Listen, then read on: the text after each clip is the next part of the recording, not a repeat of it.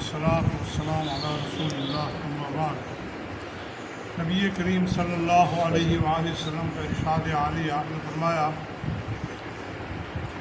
من لطم الخدود وشق الجیوب ودعا بدعوى الجاہلیت فلیس منا۔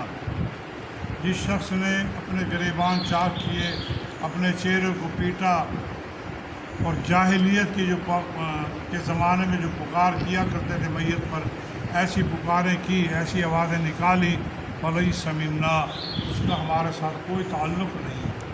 بات ہی ختم کر دی اللہ کے نبی صلی اللہ علیہ وسلم نے، ہمارا اس کے ساتھ کوئی تعلق نہیں ہے۔ جو یہ آج کے زمانے میں سیدنا حسین رضی اللہ عنہ کے نام پہ برسی اور نوحے یہ پڑھے جا رہے، یہ سارے کے سارے جاہلیت کے زمانے۔ جو بندہ کوئی بڑا فوت ہو جاتا وہ باقاعدہ وصیت کر کے جایا کرتا تھا کہ میرے مرنے پہ اتنے دن تک تم نے یہاں پہ نوحہ کرنا ہے، سینہ کوبی کرنی ہے، باقاعدہ وصیت کر کے جاتا۔ اسی تناظر میں آپ علیہ السلام کا فرمان ہے کہ جو بندہ جس کے ایسے نوحے کیے جاتے ہیں، اللہ تعالیٰ اس کو ان کے نوحوں کی وجہ سے اس مرنے والے کو بھی عذاب دیتا ہے جو یہ کہہ کر جاتا ہے، وصیت کر کے جاتا ہے۔ سیدنا حسین رضی اللہ تعالیٰ تو معصوم ہے اس معاملے کے اندر، تو وہ تو شہید ہیں، وہ جنت کے سردار ہیں نوجوانوں کے، کوئی شک نہیں ہے۔ ان کی محبت کے بغیر ہمارا ایمان مکمل نہیں ہوتا۔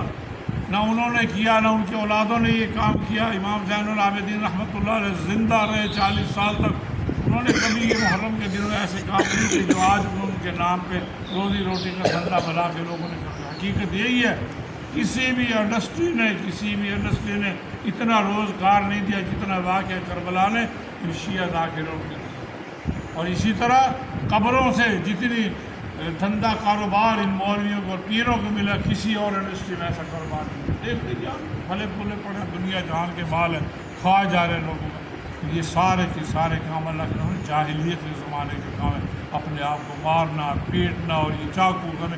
حقیقت یہ ہے، حقیقت یہی ہے کہ یہی مارنے والے ہیں، اور ان کے کتابوں میں ان کے بڑے بڑے ائمہ نے لکھا کہ ہم ہی قاتل ہیں حسین کے رضی اللہ عنہ کے۔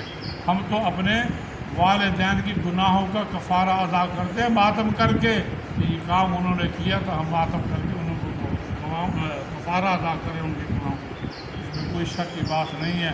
اسی طرح حسین کے نام پر یہ جو سارا 10 دن تک یہ ڈھونگ ڈرامہ کیا جا رہا ہے، اس کی شرعی کوئی حیثیت نہیں ہے۔ اللہ کے نبی نے اپنے آپ کو بری کر رکھا، فرمایا ہمارا ان کے ساتھ کوئی تعلق نہیں ہے۔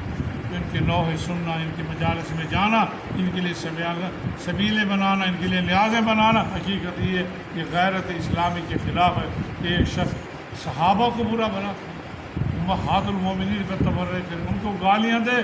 حقیقت میں صحابہ کو گالی دینا اسلام کو گالی دینا ہے۔ صحابہ کے بغیر اسلام ہی نہیں ہے۔ اللہ تبارک و تعالیٰ نے ان کے ایمان کو مثال دی ہے کہ ان جیسا ایمان جو لائے گا کامیاب ہو جائے گا۔ جو ان کو برا بھلا کہتا ہے اس کا اسلام کے ساتھ، دین کے ساتھ کوئی تعلق نہیں ہے۔ کیسے نام نہاد سننی ہے جو ایسے لوگوں کے لیے ان کی میزبانی کرتے ہیں، ان کو کھلاتے ہیں اور ثواب سمجھتے ہیں۔ حقیقت یہی ہے کہ بدعتی شخص بدعت کو گناہ نہیں سمجھتا، گناہ سمجھے تو توبہ کر لے۔ زانی زنا کو گناہ سمجھتا ہے، چور چوری کو گناہ سمجھتا ہے، شرابی شراب نوشی کو گناہ سمجھتا ہے، لیکن بدعتی شخص اس گناہ کو ثواب سمجھتا ہے، مر جاتا ہے، توبہ نہیں کرتا۔ اللہ کہ اللہ تعالیٰ توفیق دے، اس کو سچے دل سے توبہ کرے۔ ان کے پروگراموں سے دور رہیں، اپنے کانوں کو، اپنی آنکھوں کو، اپنے بچوں کو ان کو دور رکھیں اور بچا کے رکھیں۔